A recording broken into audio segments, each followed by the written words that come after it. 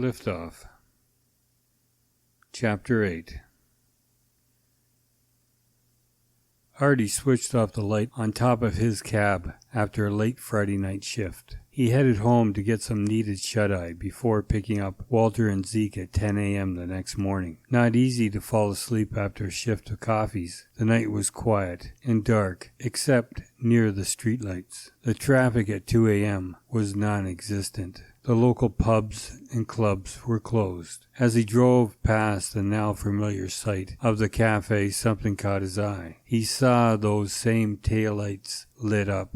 "No way," he muttered to himself. He flicked off his headlights, leaving the cab in complete darkness. From the cafe he saw three people emerge. Old Joe, Molly, and Sam Eversore. Sam Eversore? Holy smoke. How can that be? Sam's been missing for at least 5 days, and yet here he is, alive and well. The cafe should be long closed before now. He watched as Sam entered into the back seat and closed the door behind him. Molly and old Joe stood still as tin soldiers. When the car started to pull out, they became very animated and walked back into the cafe.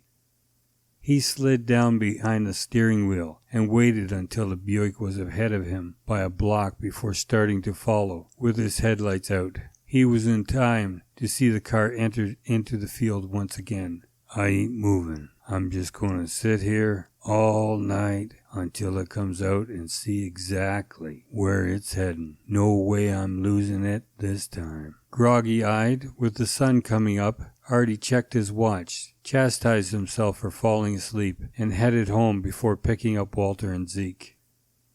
"Thing is," as he later told Joe and Molly, "it never did back out. I sat there a good 2 hours before I finally just passed out from exhaustion. The taillights went out a few moments after it entered the field. I can testify to that. But if they ever came on again, I can't say." Old Joe and Molly sat in the cafe listening. "I knew something happened. I was telling Molly earlier that I had a strange dream. Course, as usual, I can't prove it," said old Joe. "How does one go about proving a dream if that's what it was? Except you two were there, Molly. But if you haven't any recollection, then I haven't any alibi. But now with what you're telling us, that you saw both of us at the Buick once again. Holy Toledo, Molly," old Joe cheered. "I got my alibi after all." But Molly herself was less enthusiastic.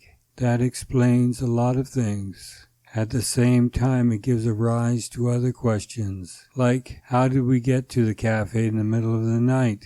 How did we get home again? And why is it I have this feeling of being abducted, but not against my will, or with it? It was like I wasn't even consulted. It was more as if I had been switched off. Let me get this right. You think we were both present, and the Buick appeared again. A person came out of the cafe with us, got into the car and left. Well," she looked about, "I'm beginning to think anything is possible in this town." Both Walter and Zeke listened intently. They exchanged looks. "We know exactly what you mean. We also know what it's like to be turned off."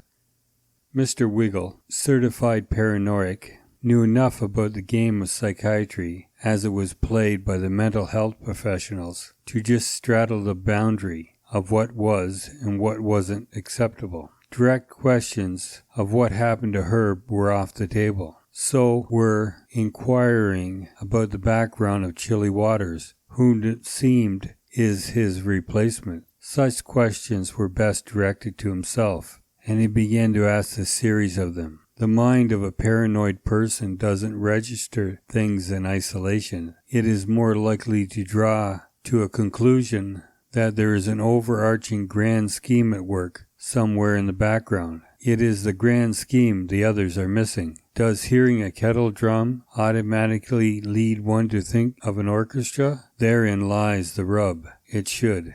Why, any paranoiac worth their salt knows the answer is yes, but neither Walter or Zeke seemed to be barely capable of either comprehending that the events occurring around them might be part and parcel of a larger spiderweb.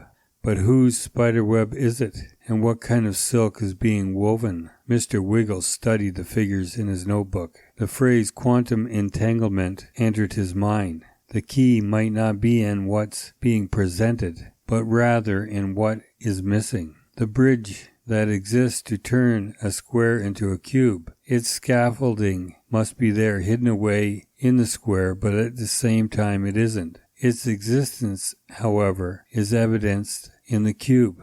Can one not say the same thing about the lower square? Mr. Wiggles' mind collapsed into a jumble of disassociated structures, his spell broken by the sounds of footsteps heading his way.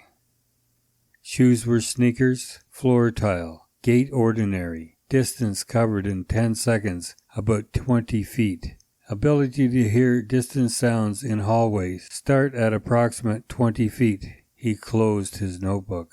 Chilly Waters entered the room and seeing his notebook remarked, "Lights out in 10 minutes, Mr. Wiggle, and humor me. Tell me how many vertical lines are there in a cube?" Walter placed the book on the table. "This belongs to Herb. Another resident rescued it from the wastebasket before it is thrown out. It contains multiple figures. There's something compelling about them, I have to admit, but at the same time, they make me kind of seasick. When I was given my notebook, it was suggested as a form of therapy that I should expand upon a few rudimentary shapes, reconfigure them, draw them upside down. Look, Herb did hundreds of them, and he was only working there. He wasn't a resident." Syke noted. "Gives me the chills to look at them. Kinda leaves me lightheaded." Artie flipped over the pages, shrugged his shoulders, and said, "It's all Greek to me. I don't feel a thing." But among the others, there was a certain resistance to study the figures in depth, and this did not go unnoticed by Artie. If Herb wasn't a resident of Billingsworth, but was only hired to work there, why would he be given one of these notebooks for therapy? Could it be that he witnessed others who filled in their notebooks and knew their fate and simply decided to join them? Perhaps he was a willing participant.